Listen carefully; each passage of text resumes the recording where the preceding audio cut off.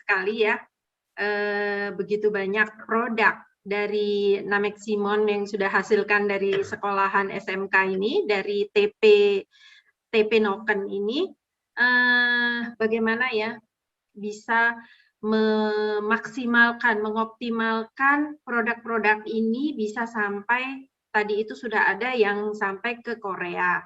Tapi bagaimana memaksimalkan itu, di sini sudah ada hadir tadi saya lihat, mudah-mudahan masih ada, Pak Gofran Cakradiwirya ya, dari Direktur Andalan Ekspor Indonesia, dari PD Ekspor ini, dari platform digital ekspor.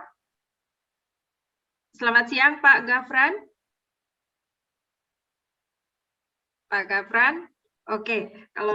Kalau mungkin Pak Gafran saya tidak melihat, mungkin sedang di mute ya. Oke. Kemudian tadi ada persoalan yang dihadapi adalah salah satunya pengiriman yang begitu tinggi, biaya pengiriman yang begitu tinggi, sehingga tidak memungkinkan ini produk dikirim bila pemesanan tidak banyak, gitu ya. Bisa bila pemesanan tidak banyak tadi, jadi akan rugi di ongkos, gitu ya. Nameximon. Inilah salah satu sebetulnya kehadiran webinar inspirasi bisnis Intani ini. Seperti tadi yang sudah disampaikan oleh Ketua Umum Intani, bahwa Intani adalah sebagai connecting people, gitu. Kita menghubungkan dan kita mempublikasikan. Kehadiran Nameximon Sirine hari ini di sini juga atas karena adanya publikasi dari Nameximon, yaitu ada di sini, saya terima kasih sekali, ini Mbak Nurtania.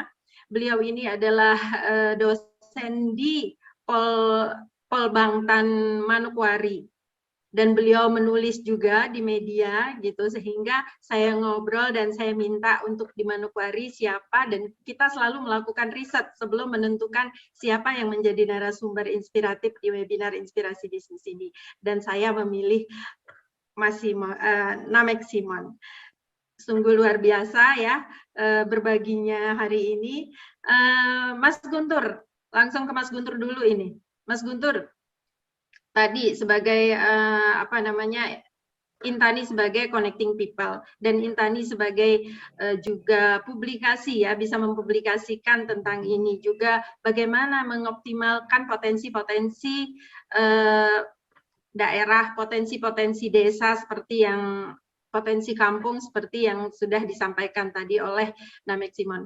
Mungkin bagaimana tanggapannya dan apa yang harus dilakukan lagi? Silakan Mas Guntur. Ya, ini pertama saya sangat mengapresiasi nih apa yang dilakukan dan dibina oleh Nameximon, ini luar biasa ya. Ini adalah satu langkah yang sebenarnya harus ditiru oleh sekolah-sekolah kejuruan lainnya ya, SMK, di mana anak-anak yang yaitu kan masih kelas 12, kemudian mereka diminta mengajukan semacam proposal bisnis lah, startup, ya kan, dan dimodali. Yang tadi kayak Natalia tadi dimodali 1 juta misalnya, dan setelah itu bisa mandiri. Ini tak banyak yang bisa melakukan ini, dan ini menjadikan SMK yang dan inkubasi bisnis yang dikembangkan Nameximon ini bisa mencetak para wirausahawan muda yang berbasis kepada kearifan lokal ya. Ini sangat luar biasa ini Nameximon ini. Dan ini perlu ditiru oleh guru-guru lainnya ini kan. Ini, dan tentu ini juga berkat dukungan sekolah dan juga instansi terkait ya di sana ya, di Kabupaten Manokwari. Ini. Nah, kedua, produk-produk komoditasnya tadi sangat menarik. Saya melihat pertama bahan bakunya semua adalah bahan baku lokal, ya kan. Kedua, dikemas, di packaging juga sudah bagus tuh namanya packagingnya, dari yang di display tadi di pameran-pameran. Ini sangat menarik. Nah, kebetulan juga kami kemarin Pak Wakil Presiden baru meluncurkan satu ekosistem untuk mendorong UMKM untuk bisa menembus pasar nasional dan pasar ekspor. Itu nama ekosistemnya Global Halal Hub. Nah, ini sebenarnya yang kita dorong adalah UMKM-UMKM. Nanti kita coba konekkan juga dengan jejaring UMKM ini, yang mereka bisa memasarkan, bahkan mereka sudah punya ekosistem sampai ke pasar di Alibaba, artinya produk-produk kita keluar ya, melalui online, digital, dan juga di Amazon. Nah, ini yang bisa kita dorong. Jadi ekosistem yang mau dibangun, memang ini kebetulan kami terlibat merancang modelnya dari awal. Pelakunya ada pelaku-pelaku usaha UMKM dan para eksportir, gitu kan. Itu memang ada semacam di tiap wilayah itu nanti akan dibangun semacam UMKM Hub Center ya. Jadi yang bisa mengkurasi atau mengambil produk-produk yang ada di daerah masing-masing, yang kemudian di pool yang tingkat kabupaten itu house namanya. Jadi UMKM halal house nanti kemudian di pool oleh tingkat provinsi. Nah, kemudian baru masuk ke center yang sifatnya nasional dan sampai didorong pasar ekspor. Nah, yang menarik nanti kita beri kesempatan juga binaannya Bang Simon dipandu langsung bagaimana mereka mulai mengemas, memproduksi, mengemas, dan juga memasarkan melalui digital marketing. Ini ada programnya yang bisa dilakukan secara live nanti di GHH ya, dan di Global Hub ini. Dan ini bisa menjadi bekal praktis untuk para pelaku usaha muda ini, para startup yang dibina oleh Namek Simon ini. Ini nih nanti saya akan coba komunikasikan, mudah-mudahan juga dari Global Hub-nya ada yang hadir ya, Mbak Ila di Gafran, Mas. Ada Mas Gafran ya. Sebetulnya. Mas Gafran ya, Mas Gafran nanti bisa sharing. Ya, jadi apa yang bisa dilakukan Mas Gafran dari produk-produk yang berbasis lokal ini kan nggak ada di daerah lain nih Mas Gafran. Nah, ini Mas Gafran ini sudah menjalankan ekspornya, volume transaksinya cukup besar. 1 tahun lebih dari 1 triliun kali Mas ya. Itu kan? Amin, Pak. Itu. Kemarin yang di launching bersama dengan Pak Wapres ekspor manggis sama apa aja Mas? Kemarin ini kita ada manggis, furniture, cocoa powder, sama biasanya kita lebih kepada raw material sih Pak. Raw material ya, itu kan cocoa powder, kemudian ada ya itu kan sumber-sumber yang ada di dalam negeri ya, yang di kan. Nah, nilainya sekali kirim itu bisa 9 juta US dollar itu. Yes, jadi betul, Pak. Nah, sekarang bagaimana produk-produk yang dari Papua dan beberapa daerah lain yang jejaringnya Intani juga bisa dibantu untuk akses pasarnya nanti. Mungkin kolaborasi dengan Export Hub, dengan kemudian Global Halal Hub, dan lain-lain ini Mas Gafran. Yes. Nah, itu Bang Simon. Jadi apa yang dilakukan Intani salah satunya adalah connecting people tadi. Kita mengkonekkan dan mudah-mudahan ada tindak lanjutnya. Seperti halnya kemarin 2-3 pekan lalu narasumber kita dari Banda Neira langsung pas berkunjung ke Jakarta kita konekkan juga dengan kementerian terkait, dengan Kementerian KKP dan juga Kementerian Menko Maritim ya, Maritim, Kemaritiman, dan di situ didampingi langsung Mbak Ila setelah juga berkunjung ke tempat saya dan diskusi untuk memetakan masalah-masalah apa yang harus segera diatasi. Nah, mungkin nanti setelah saya langsung nyambung ke Bang Gafran ini. Sebelum nanti ada suhu kita ini ada Kang Miing di sini nih, ada Bang Miing nih. Biar bagaimana Mas Gafran bisa menjelaskan juga apa sih yang bisa dilakukan untuk membantu para UMKM khususnya produk-produk yang berbasis pertanian dan perikanan ini, gitu kan? Sehingga bisa menjadi produk yang layak jual dan kemudian bahkan menjadi layak ekspor. Mungkin itu Mbak Ila ya, biar dilanjut ya. Mas Gafran ini. Ya, terima kasih Mas Guntur. Silakan Mas Gafran. Silakan Mas. Terima kasih banyak Pak Guntur dan Bu Ila atas kesempatan dan waktunya. Selamat siang Bapak Ibu sekalian. Perkenalkan saya Gafran Bapak Ibu dari kami dari sebuah ekosistem ekspor yang disebut dengan nama Global Halal Hub, di mana memang kita membantu teman-teman UKM untuk bisa menembus pasar ekspor. Pengalaman kami di beberapa tahun akhir ini yang banyak fokus untuk pengembangan ekspor, inkubasi. Jadi kami memang membantu mulai dari inkubasinya, persiapan, kurasi, kira-kira UKM ini memang bisa menembus ekspor atau enggak. Itu tahapan pertama yang kami lakukan, yaitu dengan mengkurasi mulai dari kualitasnya, kuantitasnya, dan kontinuitasnya. Jadi ada 3 hal itu yang kita fokuskan memang apakah sebuah entiti UKM itu bisa menembus ekspor. Kalau dari segi kualitas, pasti kita akan melihat kan setiap permintaan ekspor itu sebetulnya besar sekali. Seperti contohnya kemarin kita kirim manggis ke China, itu bisa 150 ton sekali jalan, sekali kirim. Jadi kita sampai charter satu pesawat kargo Garuda itu untuk pengiriman ke China. Dan itu bisa dilakukan beberapa hari waktu sedang musimnya. Nah, yang jadi kendala adalah produksi kita banyak, tapi apakah kualitas kita sudah memenuhi standar impor di negara tersebut? Nah, itu yang biasanya suka terjadi miskomunikasi atau misleading information antara importir dengan eksportir kita di sini. Nah, itu yang kita coba jembatani nih di Global Halal Hub, di mana kita kan dapat informasi, Pak, kita ada kebutuhan nih mencari manggis. Syaratnya apa? Oh, syaratnya mungkin besarnya itu harus minimal 10 cm, terus kelopaknya itu tidak boleh ada yang putus, warnanya harus bagus. Nah, itu yang kita coba jembatani kepada teman-teman petani atau UKM untuk mereka bisa mengupayakan supaya hasil produksi mereka sudah memenuhi standarisasi impor atau ekspor di negara tersebut. Nah, setelah kualitasnya mencukupi, yang keduanya adalah dari segi kuantitas. Kadang kualitasnya bagus, sudah memenuhi ekspor, tapi jumlahnya nggak mencukupi. Karena biasanya kita kalau kirim ekspor itu kan, jangankan yang manggis kemarin yang 150 ton. Kita untuk yang reguler, biasanya kita minimal 1 kontainer untuk menghemat biaya kirim. Dan itu kita bisa, kalau satu UKM biasanya kewalahan, wah Pak kita nggak mungkin Pak kirim sampai 17 ton. Nah ini kita coba koordinasikan, bisa nggak kalau kita konsolidasi dengan teman-teman UKM yang memproduksi barang sejenis. Jadi misalkan kayak kemarin kita ada furniture dari Jawa Tengah, dia produksi kursi rotan, itu kita gabungkan dengan teman-teman pengrajin yang sama di wilayah tersebut. Sehingga kualitasnya sama, jumlahnya juga bisa memenuhi persyaratan tersebut. Dari segi kualitas dan kuantitasnya. Yang ketiga dari segi kontinuitas. Nah, kadang-kadang karena raw material terbatas, karena memang koordinasi antar UKM agak terkendala, pengiriman pertama lancar, pengiriman kedua lancar, yang ketiga mulai batuk-batuk. Nah, itu kendala paling banyak banget di UKM kita adalah itu biasanya yang ketiga. Begitu permintaannya udah banyak, terus continue setiap bulan minta, mereka nyerah. Harga mulai berubah, kualitas mulai turun. Nah, itu yang jadi kendala ketiga biasanya. Nah, yang ketiga inilah yang memang kita kurasi, kita inkubasi di depan, bagaimana supaya mereka bisa menjaga supaya ketiga hal tersebut itu tetap berjalan seperti tidak terputus ke depannya. Gitu.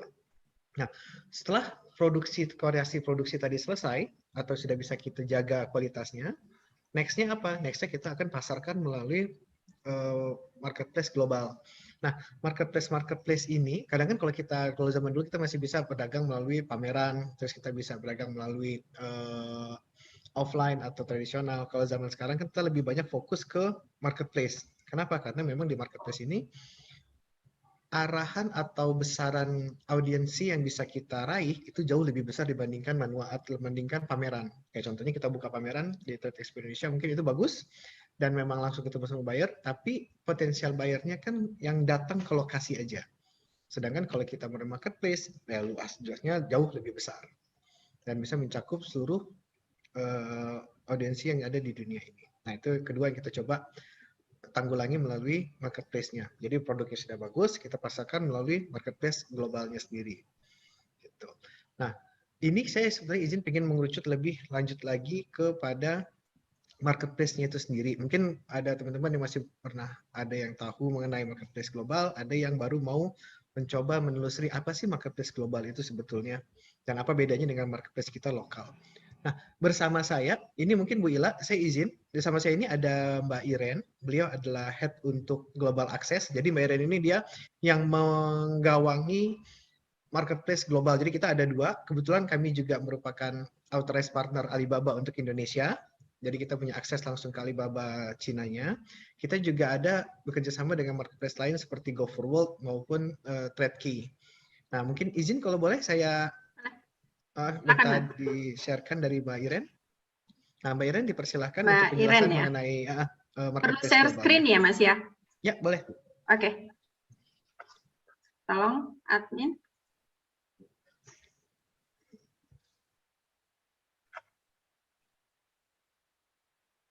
Terima kasih Mas Gafran, Mbak Iren ini. Ya, ya. Nadia bisa dikasih akses untuk Mbak Iren? Ya, sudah di-open, Bu. Tinggal Oke. di-share aja. Ya, Ya, silakan. Mbak Iren. Oke, baik. Halo semuanya, halo selamat pagi semuanya, Bu Ila, Pak Gafran, dan Pak Simon, dan juga Pak Guntur. Selamat pagi semuanya, saya Iren dari Export Hub. Jadi, melanjuti dari Pak Gafran, saya ingin share sedikit nih tentang apa sih yang kita lakukan di Export Hub untuk membantu teman-teman untuk penetrasi ke global market dan juga masuk ke ranah digital, dan juga tadi melanjuti dari ada yang anak muda yang mau membantu dan juga mau masuk ke global, itu pas banget nih sama ekosistem yang sekarang kita lagi jalanin. Jadi izin saya ingin memberikan pemaparan secara singkat.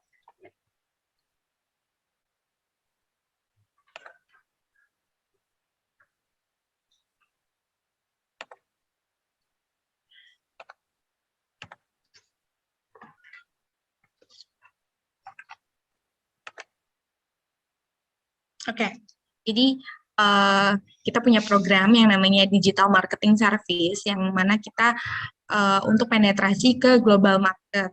Nah, jadi apa sih yang kita lakukan sekarang ini? Nah, kita punya ekosistem di Export Hub, kita punya sistem ekosistem namanya Export Hub, yang mana di dalamnya itu ada GT, XI, dan UPI. Jadi singkatnya, kalau untuk GT awal mulanya itu untuk fokus pada edukasi dan inkubasi, dan juga untuk kurasi nih untuk teman-teman UMKM yang mau masuk ke pasar global maupun lokal. Jadi di GT ini kita kurasi dulu nih dari sertifikat produknya maupun sertifikat verifikasi sertifikat perusahaannya seperti apa. Kemudian kita kasih insight juga, kalau misalkan untuk standarisasi global packagingnya harus seperti ini, dan sertifikatnya juga harus yang seperti ini. Maksudnya untuk beberapa negara tujuan kan memerlukan sertifikasi yang berbeda. Jadi di GT inilah pintu utamanya untuk melihat potensinya dulu nih. Nah, kemudian sudah dikurasi oleh GT dan diinkubasi dan diberikan edukasi, masuk ke XI untuk ke ranah globalnya gitu kan. Jadi di tempat XI ini kita lebih kurasi ke market demand-nya dan juga potensial pangsa pasar di global itu seperti apa, dan juga kita pasarkan di platform B2B global. Kita menggunakan Alibaba.com dan juga Go4World.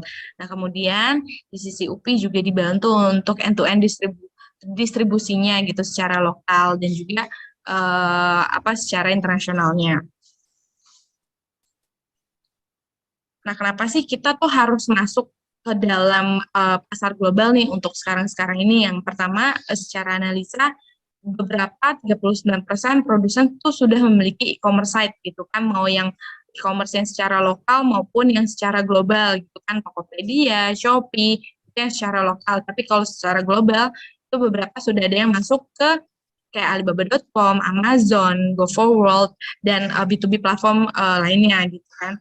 Nah, kemudian 29% IKM menjual via online gitu kan. Via online tuh ada yang melalui website-nya sendiri ataupun ke toko-toko online. Nah, dari sisi bayarnya nih, bayar B2B ya, itu 90% itu udah melakukan pembelian nih secara mobile phone gitu kan. Jadi untuk trends-nya sekarang itu memang B2B itu lagi naik-naiknya, lagi kenceng-kencengnya seperti itu.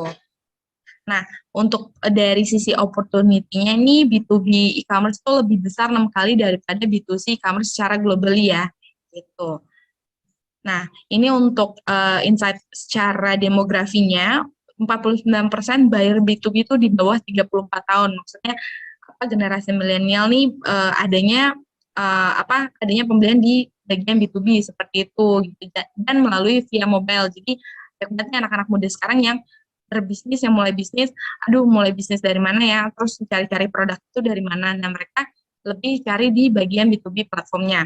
Terus di mana sih mereka biasanya membeli gitu kan secara demografiknya. Yang pertama ada di online platform, itu ada di peringkat pertama, search engine, supplier website langsung, online katalog, ataupun SNS. Nah, SNS ini maksudnya lebih ke website kecil-kecilan dari para supplier. Nah, poin yang dilihat oleh buyer ini ketika untuk belanja B2B ya, jadi ini insight kita sebagai supplier nih yang mau masuk ke B2B itu seperti apa. Yang pertama, buyer lihat itu untuk beli produk secara B2B, yang pertama dia lihat dari produk quality-nya. Deskripsinya lengkap apa enggak nih gitu kan, terus supplyability-nya besar atau tidak. Nah, kemudian dari segi harga cost-nya. Kalau B2B itu kan udah otomatis penjualannya tuh kita ekspor ke luar negeri. Nah, dilihat nih dari cost harga barangnya dan juga cost dari pengirimannya. Kemudian qualified supplier-nya nih, supplier-nya qualified atau tidak ya, fast response atau tidak. Nah, kemudian dari secara komunikasi dan negosiasinya, kemudian dari manufacturing capability-nya atau supplyability-nya, itu sebesar apa. Jadi mereka kalau misalkan mau beli nih, ada kelanjutannya nggak nih, misalkan ada kontinuitasnya, seperti itu. Kemudian dari order tracking-nya, verifying supplier-nya, spesifikasinya juga seperti apa. Jadi ini poin-poin utama yang dilihat oleh buyer pada supplier nih. Jadi ini insight untuk beberapa atau ke semua teman-teman UMKM yang mau penetrasi ke B2B global market. Nah, untuk produk top 10 kategori di B2B nih di tahun 2020 sampai 2022 nih, top 10 kategorinya yang pertama itu dipegang oleh food and beverage, makanan yang sudah diolah. Kemudian yang kedua ada agriculture, yang ketiga beauty and personal care, keempat apparel atau fashion. Jadi apparel atau fashion ini masuk ke semuanya, mau dari baju, mau dari perhiasan-perhiasan, ataupun dari bagian segi apparel muslim kayak sajadah, mukena, itu semuanya masuk. Kemudian ada consumer elektronik, sampai yang ke top 10 10-nya itu adalah home and garden atau furniture. Nah, kalau kita kerucutin lagi dari produk top 10 kategori, nah dari buyernya itu yang lagi banyak-banyaknya cari produk di Indonesia tuh siapa aja sih, dari negara-negara mana aja. Nah, ini dikerucutin lagi, ada top 10 buyer maps-nya. Yang pertama ada dari USA, kemudian ada dari Eropa, dan juga dari Asia juga. Nah, kalau di AX ini apa sih yang kita lakukan gitu kan untuk membantu teman-teman UMKM atau supplier-supplier Indonesia untuk penetrasi ke global market. Jadi kita memberikan program yang namanya kolaborasi, sharing, dan independen.